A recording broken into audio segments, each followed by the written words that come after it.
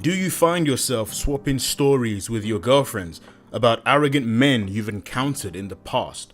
Maybe a guy you met commented on how much money he makes, or snidely tells one of his guy friends that he's too good for the girl that he's dating. Both obvious red flags that are often ignored, as some women might wish it to be a small drawback in their personality and not an indication of something bigger. Then when things don't work out, they feel bad about themselves and they blame themselves for choosing somebody that was disrespectful and not ending it sooner, for texting him back when they should have remained silent, and giving in to him when their gut told them otherwise. Stay tuned, today we'll clue you in on red flags women may miss when dating.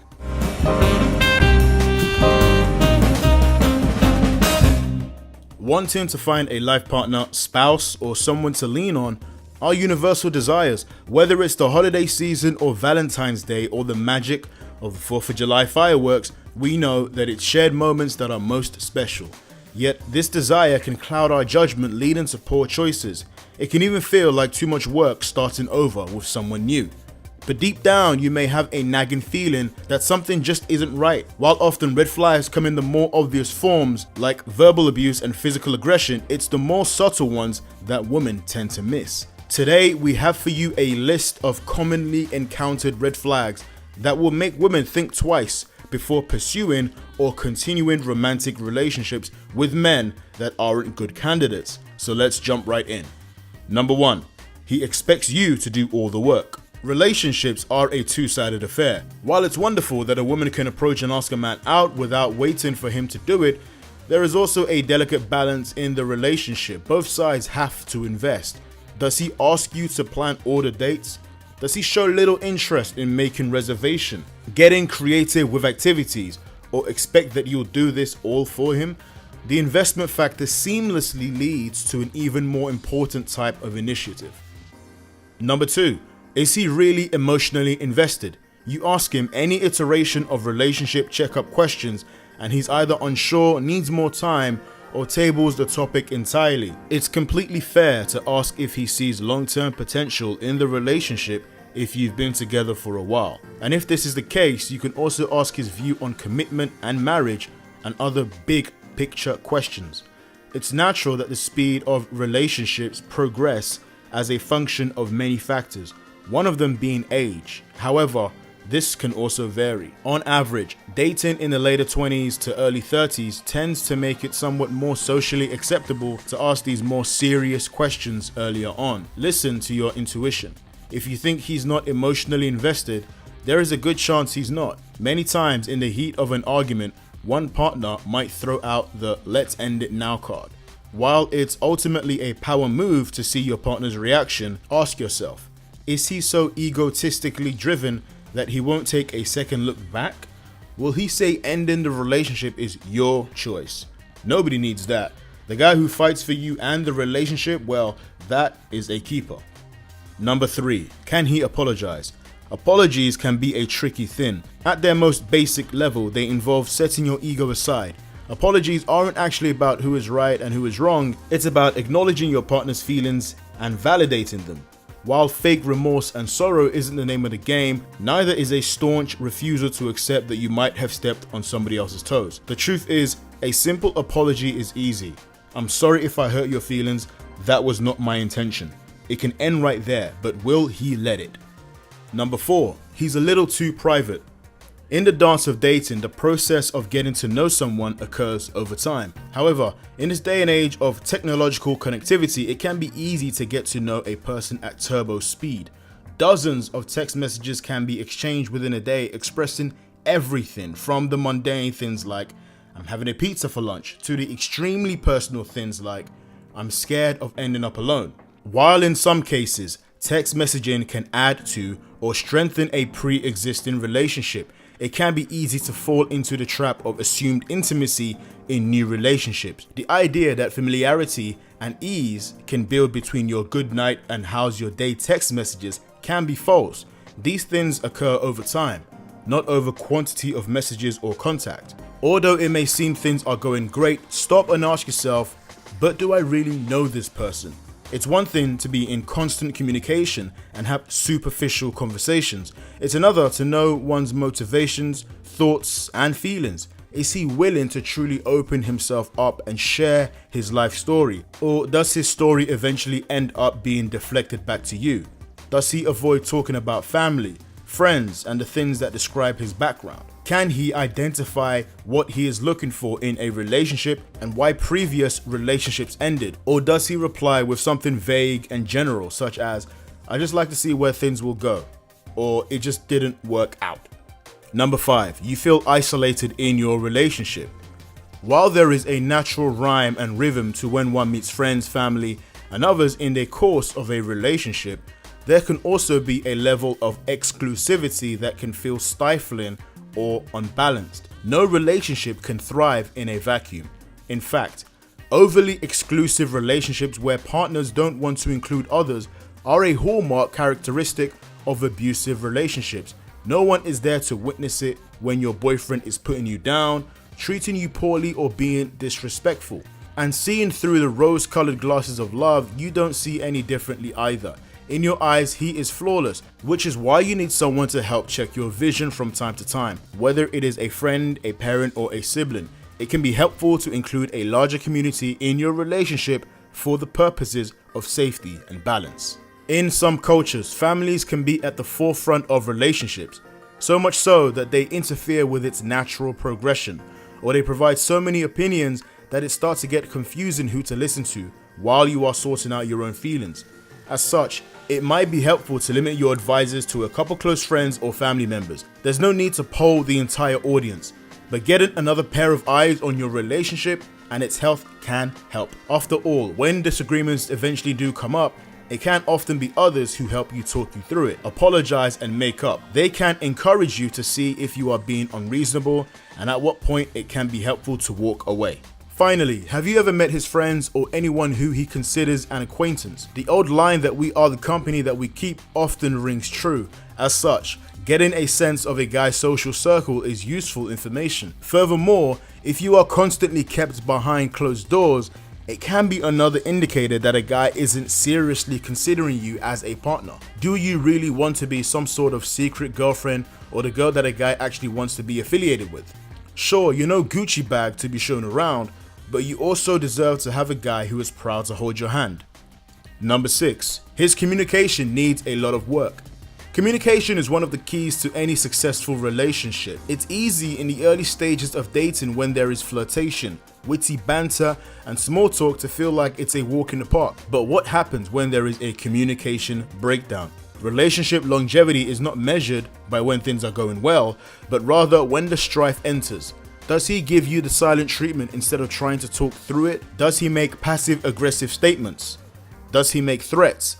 At some point, your partner could be entering bully territory or becoming manipulative in the manner in which he communicates. When you feel like you're constantly walking on eggshells to not upset or agitate him, that's when you know you've entered rough waters and that there may be very choppy seas ahead. When you feel like he's trying to punish you or teach you a lesson, that's pretty much the green light to move on. Number 7, he talks down to you.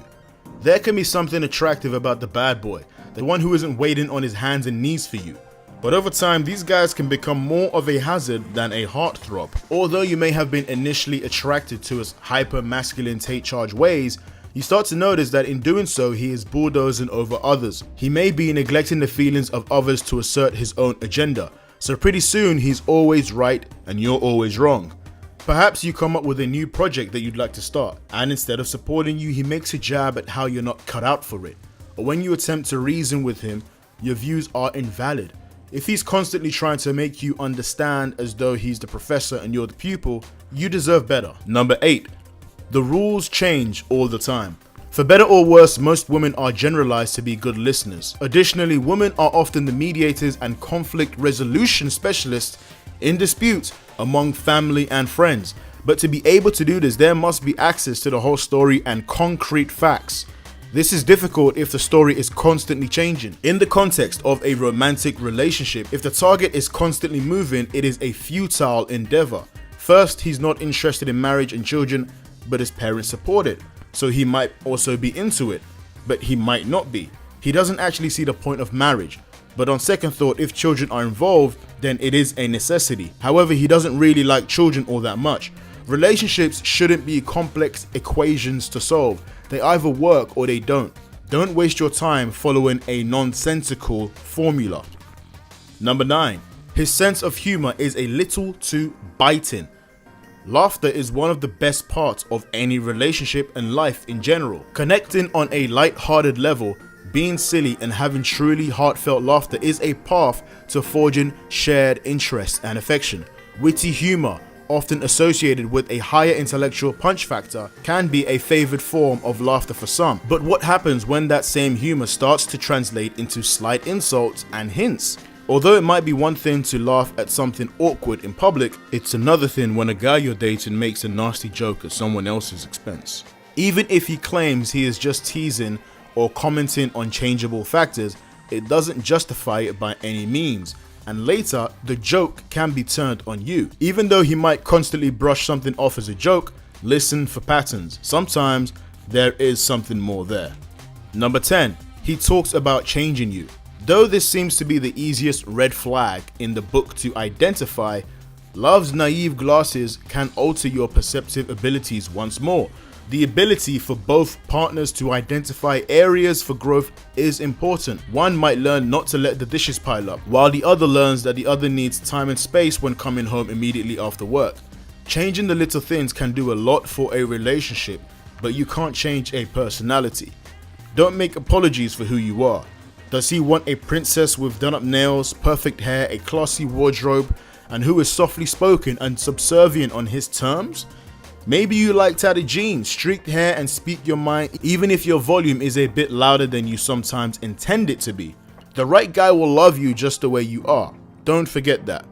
Number 11. He can't risk acting a fool. There is certainly an appeal to a man who is composed and self-assured, but the ability to let loose and try out things where you might look completely ridiculous can be integral to showing vulnerability. Perhaps in your imperfect state together, you can come to a shared understanding of unconditional acceptance. These are the moments where depth is built into a relationship. Keeping things formal or otherwise on the straight and narrow can keep you from discovering the other aspects of one another. Number 12. He doesn't value giving back. Community service may not be a priority for all, however, service can be a means of tapping into your shared power as a couple to impact positive change in yourselves and the community at large. Service projects can be a great means of opening up the dialogue on shared interests and values, as well as spending time together doing good for others. The ability to put another first can be the ideal of a relationship. Can your partner prioritize your needs over his? Can you do the same for him? If you're looking to have children, will he be able to make sacrifices for the family at large? The ability to emphasize giving back to others when things get busy can be the sign of a great relationship. We got to take the time out to say we are appreciative of our viewers that have stayed to watch our video this far. And to show our appreciation as a bonus, we do have one last red flag for all you beautiful women out there to watch out for. But before we reveal what that is, if this video has given you any sort of value or taught you something new, then please go ahead and smash that like button. Now, without further ado, we give you the bonus red flag. Your relationship doesn't cause you to glow. There is an exhilaration that comes with good relationships. You're perpetually in a good mood and feel like you could walk on water. Granted, these are the young stages of a relationship, commonly known as the cocaine phase, or the salad days, where all those feel-good neurotransmitters are always firing. This can last a few months until reality sets in, but sometimes your relationship never even hits this phase. It goes from playful banter to arguments, tension, and resentment. However, your desire for a relationship may ring so strong that you ignore all the warning signs. When this happens, a woman is said to either cry now for losing the guy or cry later because she kept him. Though it can be tempting to overlook the red flags or wonder how a relationship ends up in such a mess after seemingly starting so well, think back to the earliest warning signs. Chances are you caught onto them on the first date. Maybe he made a fat girl joke, which you uncomfortably changed the topic away from. The Maya Angelou quote rings true here. The first time someone shows you who they are, believe them. Entering and exiting relationships can occur with grace and gratitude.